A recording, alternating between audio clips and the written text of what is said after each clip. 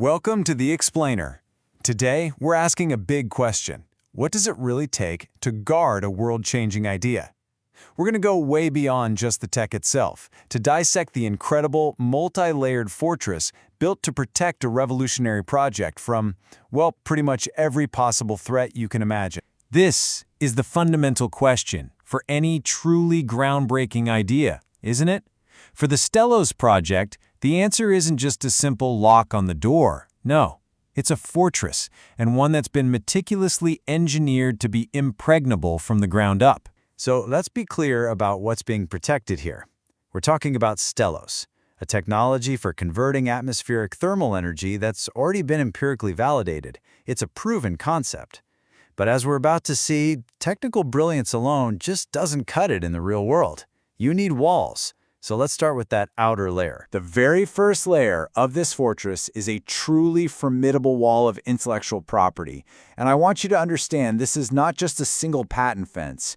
It's a global defense strategy, specifically designed to be legally unassailable. $150 million.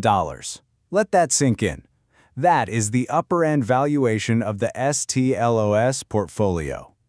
And believe me, that is not a vanity number, it's a weapon. A valuation like that creates a massive financial moat. It's a clear, unambiguous statement of strength, engineered from a complex web of IP that's built to make any potential infringer think very, very carefully before they even think about taking a step. And a shield this strong doesn't just happen by accident. It's the result of a proactive, four-stage process. It starts with an absolutely exhaustive search for novelty. Then it moves to incredibly strategic legal drafting, expands through global filing, and, this is key, it's maintained by a commitment to continuous active enforcement. And its global reach is critical. See, the IP fortress isn't just built at home. Its walls are strategically placed in the world's most important jurisdictions for technology, for manufacturing, and for markets, from the US to China, Europe to South Korea. It's a shield that literally covers the entire board. Every single action is guided by this one single imperative: establish effective barriers. The entire goal is to build an impenetrable perimeter that secures their absolute freedom to operate and innovate totally without interference. Okay, but a strong outer wall is never enough, right? So behind that IP fortress lies the inner citadel, a comprehensive, I'd almost say obsessive, risk management system designed to neutralize threats before they can even materialize. 37. Now that is not an arbitrary number. It's a very, very specific count. 37 is the exact number of potential failure points that have been proactively identified, analyzed, and then neutralized with a detailed mitigation plan.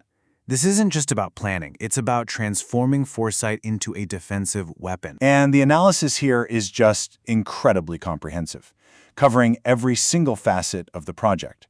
The risks aren't just technical. They span the legal, the regulatory, and the commercial domains. Absolutely no stone is left unturned. And for each and every one of those 37 risks, there's a systematic protocol in place. It's a constant cycle. You identify the earliest warning signs, you quantify the potential damage, you develop a specific contingency, and then you monitor the situation in real time. It's a living, breathing defense system. The countermeasures themselves are just deeply practical. I mean, think about it. N+1 redundancy for any critical systems. Strategic stockpiles of key components. We're talking 24/7 crisis response teams. Comprehensive insurance and even pre-funded legal defense. For every conceivable threat, there is a countermeasure already waiting. So the result of all this is something far beyond simple risk management. It's a state of what can only be called sovereign-level preparedness. The kind of readiness a nation-state would have, creating a near invulnerability against any predictable kind of attack. So, okay, we've got the outer IP wall and the inner risk citadel. But there's a final, incredibly powerful layer to this fortress, and how it works is completely and beautifully counterintuitive. I mean, it's the obvious question, right? Why would a project with this much to protect lay its entire defensive strategy out in the open for the world to see? Why would you publish the blueprints to your own fortress? Well, because the answer is a master stroke of strategy. The ultimate shield isn't secrecy. It's an impregnable reputation. And you build that reputation by showing any potential challenger beyond any shadow of a doubt that an attack would be utterly, completely futile. And this, right here, is the core of the strategy. The entire body of documentation, we're talking hundreds of pages of source material. It isn't just for information. Its very existence is a deliberate show of force.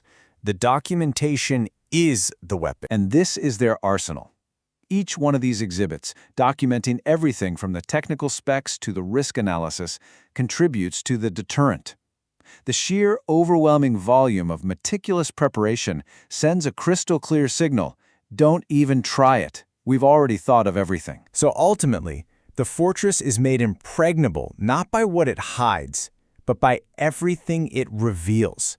This overwhelming, undeniable preparation, that is the deterrent. The transparency is the shield. And that really leaves us with a fascinating question to chew on. In a world of constant disruption, is this the new standard for true innovation? Not just a brilliant idea, but an unbreakable, visible fortress that's built to protect it. Thanks for joining us on The Explainer.